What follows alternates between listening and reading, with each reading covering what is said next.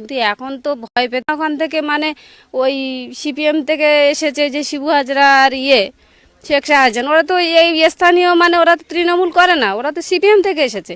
আর আমরা সেই মানে আমার স্বামী অন্তত 20 বছর আগে থেকে তৃণমূল করে। সর্বপ্রথম তৃণমূল আনার মানে মূল হচ্ছে আমাদের স্বামীরা, সব এরাই প্রথমে মানে ছিল, হেড ছিল। এদের কথা মতো সবাই মানে ভোট টোট দিয়েছে, জিতিয়েছি আমরা সবাই দিদিকে। কিন্তু দিদি আজকের এই তো আমাদের এই পরিণতি করেছে।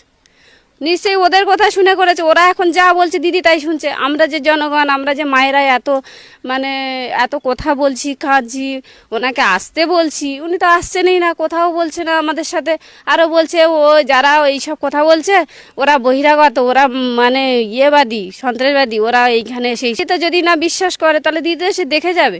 আর দিদির এটা অভিজ্ঞতাও উচিত যে আমরা এটা আমাদের এই সন্দেশখালী এলাকার মধ্যেই তো মানে ওই শেখ শাহজাহান আছে।